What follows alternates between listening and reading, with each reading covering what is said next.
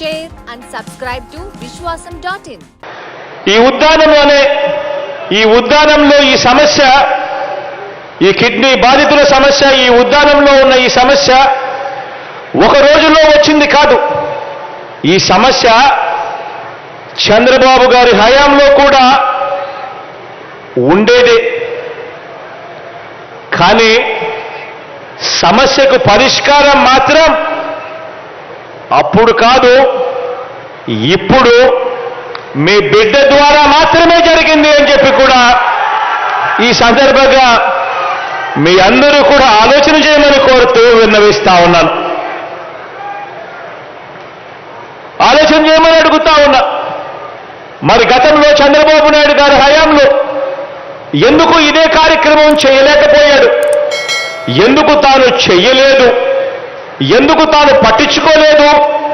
మరి మీ బిడ్డ మీకోసం ఇంతగా ఎందుకు పట్టించుకొని తప్పించి ఎందుకు ఈరోజు ఈ కార్యక్రమాన్ని పూర్తి చేయగలిగాడు అని చెప్పి ఆలోచన చేయమని అడుగుతా ఉన్నా మీ అందరితో కూడా.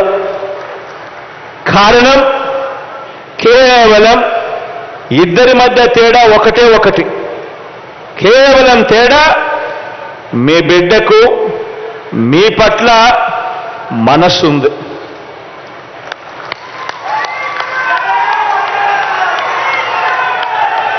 పేదవాడు ఎలా బతుకుతా ఉన్నాడు, పేదవాడిని ఎలా ఆదుకోవాలి, పేదవాడిని ఎలా తోడుగా ఉండాలి, పేదరికం నుంచి పేదవాడిని ఎలా లాగాలి, వాడి బ్రతుకులు ఎలా మార్చాలి అని తాపత్రయం మీ బిడ్డకు మాత్రమే ఉంది. తేడా ఇది అని గమనించమని కోరుతా ఉన్నా మీ అందరితో కూడా.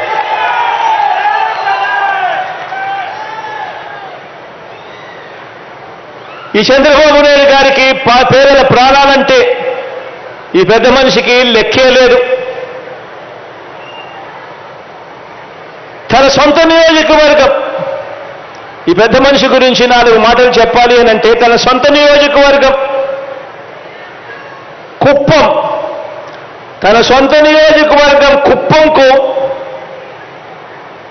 గతంలో ఎప్పుడూ కూడా నీరిచ్చిన చరిత్రే ఈ పెద్ద మనిషి చంద్రబాబు నాయుడు గారికి లేదు. కుప్పంకు నీళ్లు ఇవ్వాలన్నా కూడా మళ్ళీ అది జరిగేది మీ బిడ్డ ముఖ్యమంత్రి అయిన తర్వాతనే అని చెప్పి కూడా చెప్పడానికి సంతోషపడతా ఉన్నా.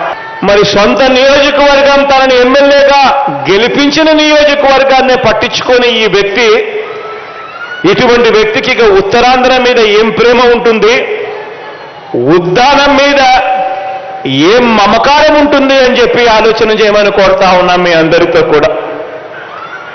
ఇలా ఏ ఒక్కరి మీద కూడా మానవత్వం కానీ మమకారం కానీ చూపించని ఈ చంద్రబాబు 45 సంవత్సరాలు తన రాజకీయ జీవితం తర్వాత కూడా 3 సార్లు తాను ముఖ్యమంత్రిగా పరిపాలన చేసిన తర్వాత కూడా తన వల్ల ఈ మంచి జరిగింది ప్రజలకు అని చెప్పి చెప్పుకునేదానికి కనీసం ఒక్క మంచి పని లేదు.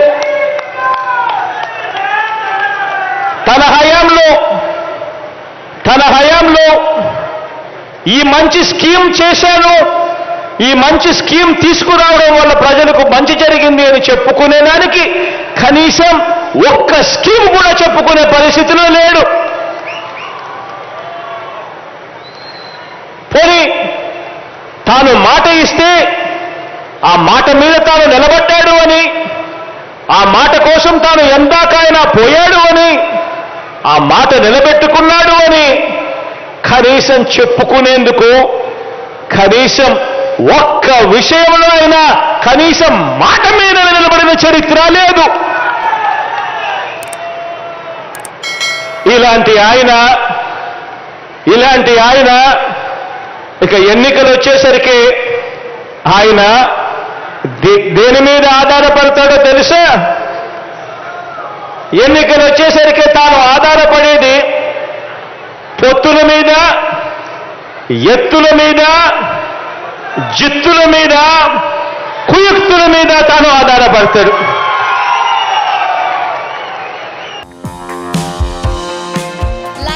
share and subscribe to Vishwasam.in.